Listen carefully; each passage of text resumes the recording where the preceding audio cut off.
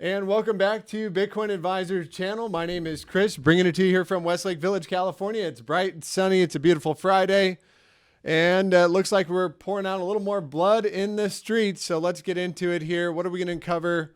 Some of the major impacts on the market, which are coming from the 50 basis point rate hike, which we just saw in the past couple of days. Nasdaq is down 20% from the highs, down at most 24%. And we are, probably getting into some bouncy territory, but I would suspect that traditional markets do run this market right now. So whatever Nasdaq does, Bitcoin probably follows suit. So let's jump into it here. And I guess we'll take a look at Nasdaq first. That's usually what I do personally is I check out traditional markets and what's going on over there. And we did say the other day, actually, with any kind of a daily closure below this low, the technical target is down to 12,200. Of course, it is one of those, sell the breakout, buy the retest on the 21 type moves. And there's expected a lot of volatility. People are, trying to digest what's going on in this market and just, considering the NASDAQ just entered a downtrend for the first time. I mean, let's see, on a daily time frame, the first time we got, on a weekly time frame. That's what I wanted to show you. This is the NASDAQ on the weekly. Has not produced a lower low and a lower high since right here. This was the last time in 2016. Bear with me just a second. 2016 was the last time we put in a lower high and a lower low, preceded by another lower high and a lower low. I would suspect we get that at a minimum. So we got the lower high. We got the lower high there. We're getting the lower low right now. And so the question is, and we're getting the silver cross to the downside on the weekly time frame. Gareth Soloway from Kitco News was just saying, look, this is probably going to be one of the nastiest storms that we've ever seen. He's saying we're going to get a complete market wipeout. And that was Gareth Soloway on Kitco News. And I don't know if I'm, exactly in alignment with his theory here, but I do think there is some more downside to come. But he brought up a good point. You never want to fight the Fed, right? And when the Fed is lowering rates and injecting stimulus into the economy, stocks go up, right? That's when you should be long, like through COVID and through everything else since the 2008 crisis, right? But when the opposite is happening, and by the way, in 2008, the stock market fell from 14,000 to 6,500. What did the government do? They came out with QE 1, 2, and 3. Remember, Obama was in office. It was too big to fail. And they just injected all that money into stocks and mortgage-backed securities, fluffed up the market. The NASDAQ went from, 6,500 back to 14,000. And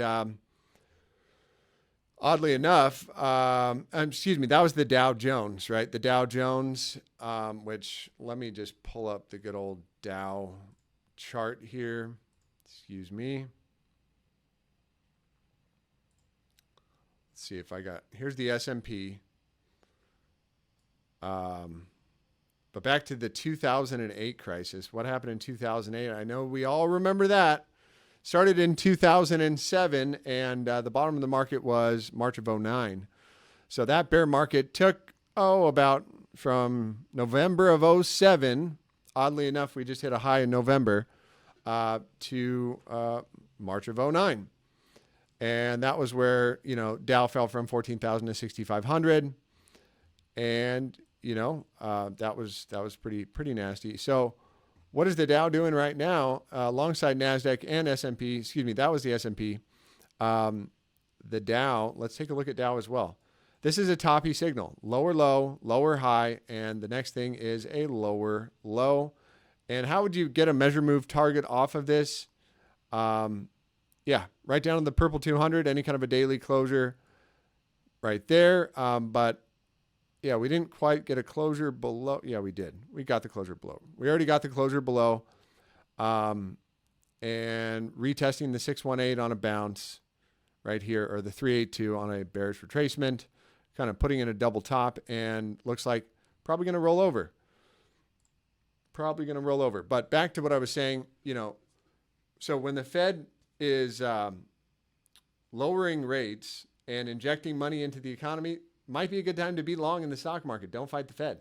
Now, again, don't fight the Fed to the downside, right? If the Fed is if the Fed is raising interest rates and they're sucking liquidity out of the market by reducing their balance sheet, and we have high inflation, we got high wages, and we've got a little bit of a supply chain disruption, I think, the bottom line is the opposite is happening. The Fed is not being easy with their monetary policy. They are tightening clearly and basically putting a hard ceiling on the market. And that's the only thing they can do to slow down inflation right now. The stock market can only go down from here, right? One more bounce, I'd say, look at Nasdaq right here. And where does a good bounce come in? Probably to the 618 off of this retracement. I do think there will be some historic bounces. So bounce can come in 14,000, anything that's just lower than this high. So how am I going to get ready to get bullish again on the stock market? Okay, first off, we need a higher high and a higher low, a trend reversal on the weekly time frame. That'll do it for me, and that'll let me know, hey, might be a good time to turn things around. But, that's just my opinion. This isn't financial advice. I'm not a financial advisor. Just looking at the chart here, and that is, my analysis on Nasdaq right here. So as long as we're closing below 14,800, pressure is onto the downside. And you will see this. Stokes, momentum is to the downside. Volatility is ticking up right now. Volatility is expanding on the weekly time frame. When it gets to a 90 percentile, probably might be a decent time to take some of those short positions off. Daily volatility is declining here. So Stokes are to the downside. And are we playing out this drive of hidden bearish divergence, which that's on a daily time frame? And what is that? Are we getting any from this point here? So that would be 1, 2. So that typically gives you a drive to the bottom side of the range. We already got there all in one swoop in 2 days. I mean, look at the market bleeding it out, down 208 points right now. And that is going to be right in line with Bitcoin, probably taking it on the chin. So let's get into, again, that is my analysis on, NASDAQ. And if Bitcoin and NASDAQ have a very highly correlated, price action, and you can almost see the chart is exactly the same. So I'm going to put back on my other chart here.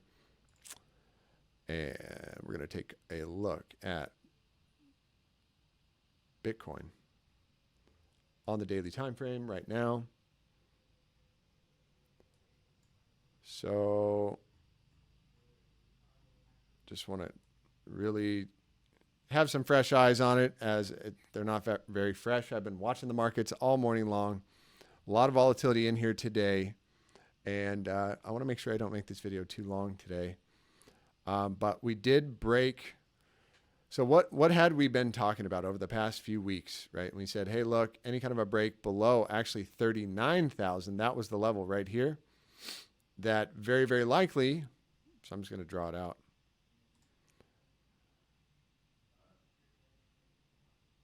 I think it was right there, yeah. No. We had 39,000 in right, it would have been right at 39,000.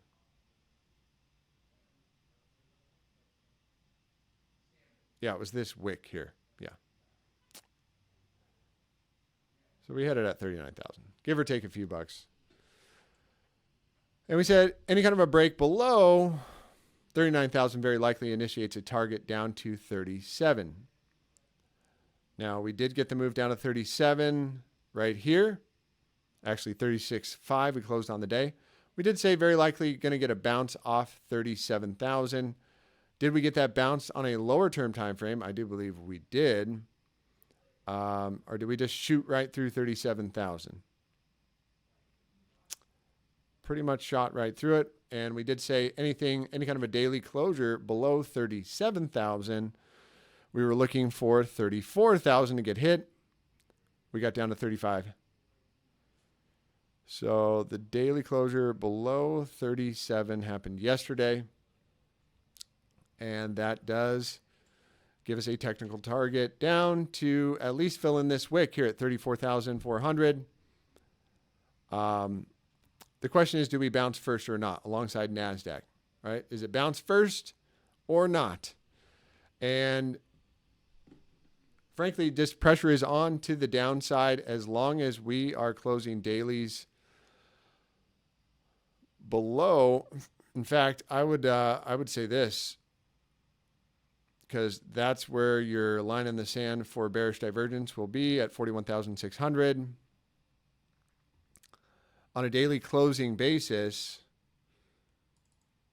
again, what is bearish divergence? Price is making lower highs, but RSI is making higher highs. So here would be two drives we had coming from this high back here, right here, right? Nope, from this high, wow.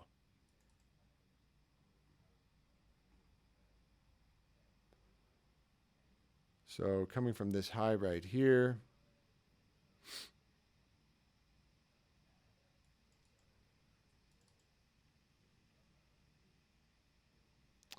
and we have two drives. So can we get another bounce up here, put in another lower high somewhere below here, as long as we're below 41,500?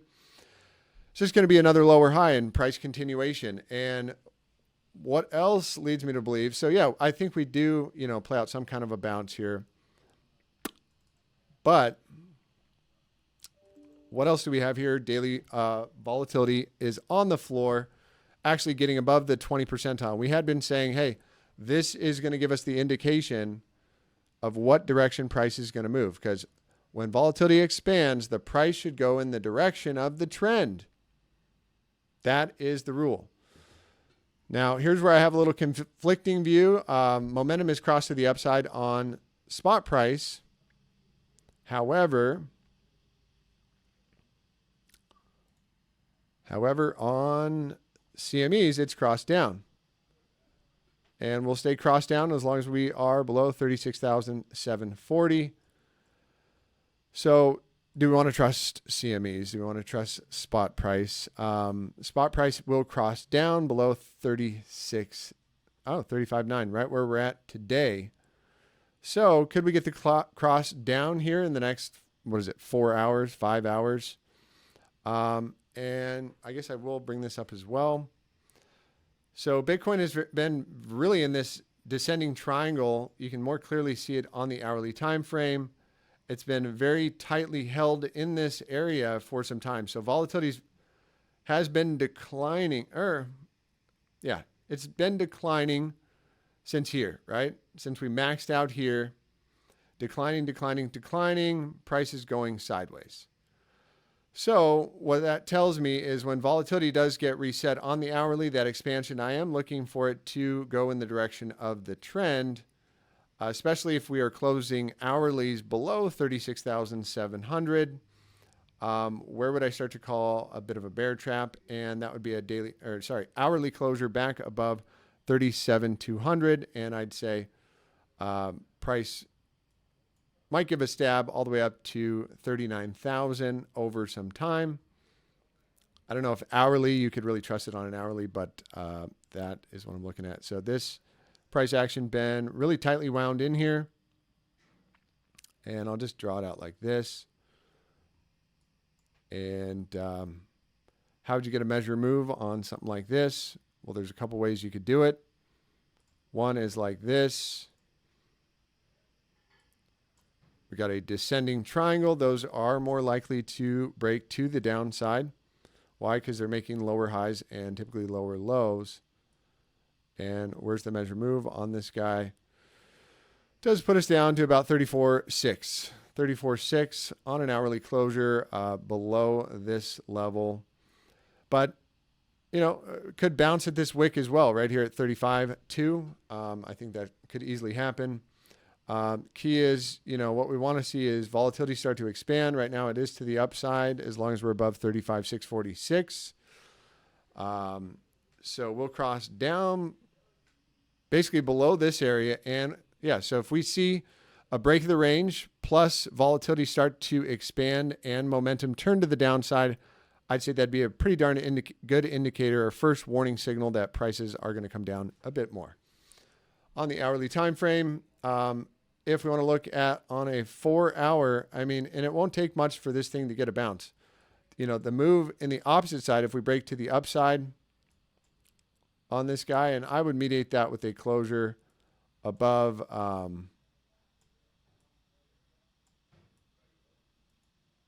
excuse me, with a closure above the range wick high. I don't know. It's hard to call, guys. Really hard to call right now. I'm more inclined to say that we ride the 9 exponential to the downside. So how would we mediate this and have a short-term reversal? Let's take a look at our fib retracement tool. And we won't even use wicks. We'll be conservative and say, hey, look, here's how we identify the bear trap. And that is with any kind of a, let's see, to the wick, to the wick. Yeah, it's coming in right in the same territory.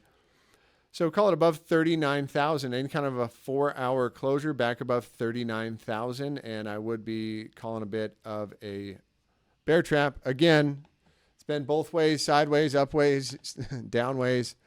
A lot of volatility in this market right now. That's okay. But hopefully I'm making some sense for you guys here. Hopefully this analysis on Bitcoin is going to help you with your own portfolio. Lastly, I guess I'll just check in on the dollar. All my coins got in different order. Come on. Come on. There it is. Nope.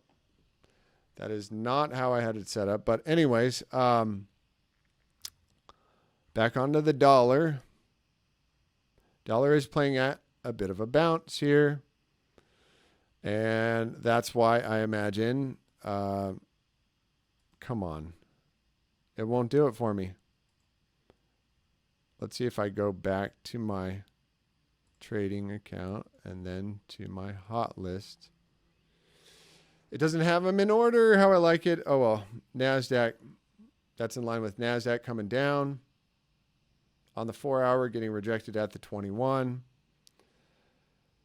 And, well, any kind of a 4 hour back above 13,000, and you'll have probably a few drives of bullish divergence. That would be 1, 2, 3, and that would give me a target up to at least, first target, yellow 21 just got hit. Second target, 13,178. Not too big of a move, but would be a little bounce in Nasdaq if that happened. Let's check in on Mr. Luna here. How's Luna doing? Luna really baking up the same signal here, and it looks like it's coming to the downside on the 4 hour. Let's take a look on the 1 hour. And this is what you would call a bit of a fake out to the upside and to the downside, right? So we got the breakout to the bottom, reversed it right on to you, shot right back up. Here, looking, I guess we didn't really get a closure above this trend line. Yeah, we finally did. We finally got the closure above that trend line, but we're still rejecting at the 21, and then we're coming back and breaking below the breakout area. That looks like the downside move is more intact. And here's how I'd redraw this. Boom.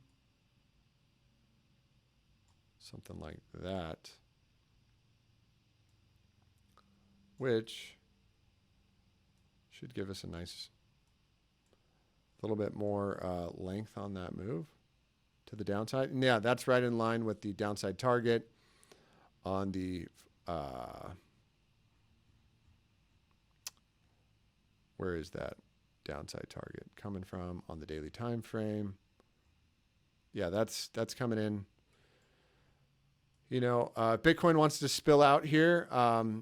Well, yeah, that would be the move, right? So it puts in another higher low than this low right here, and then we get a shot back up. But you got the silver cross on the daily, and you know, probably looking at $74, especially if any kind of a daily closure below there. But I would mediate that even with an hourly closure below 78, call it 79.90. And this one probably wants to come down quite a bit more. All right, that's going to be it for today, guys. I'm going to wrap it up with that little short analysis. I just had to bring you the news today on what's going on. And, you know, Bitcoin probably going to play out a bounce over the weekend. You know, typical to see a bit of a contrary move over the weekend. You know, a little bit of a relief bounce, but it will be game on back on Monday. Probably by the time, I don't know, we might get this big move over the weekend. Who knows if the market dumps. But I would guess based on, let's see, open interest and funding rates. Let's take a look. Open interest. What do we got here? What do we got here? What do we got? So open interest is coming in at 13 billion, ticking down today, 12.5 billion. So we're not quite way up there yet. But it's going to be the resolution of this range. It's going to be what Nasdaq does. And,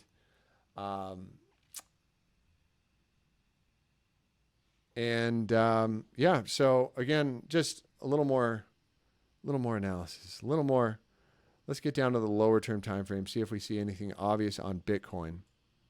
Anything obvious on Bitcoin. Again, the downtrend's intact. Lower highs, lower lows, lower high. And I would expect another lower low here. And just on a little basic Fibonacci analysis here, and yeah, typically on a bearish retracement, if you break back below the 0.5, that is going to be your last draw in the sand. And you know, the next target down is this guy right here. Over time, these are just 15-minute candles, so it's not going to happen all in 1 second. But how would you call a reversal? Well, obviously closing back above even this high right here at 36,209 on the 15-minute, and probably call this move invalidated. So that's on the short term. Even on the 5-minute. Oh, and what else do we have here on the 15-minute? Do we have any bearish divergence? Yeah, we do. So you got all these lower highs and all these higher highs, and this was just confirmed. So that should give you a shot to the bottom side of the range minimum at 35,600. Volatility is down and momentum is to the downside. So all you'd want to do is see volatility start to tick up, and you know, a break of this range. And yeah, that target probably 35,200 gets hit even on a 15-minute time frame. Yep. So that's it for today, guys. I hope you enjoyed the analysis. Feel free to check back with me. Don't forget, we're not a financial advisor, but if you want to put Bitcoin or crypto in your IRA, we have a really unique process where you can just fill out an application online, do it all yourself. And there is a link in the description below. I look forward to hearing from you, and have a blessed day.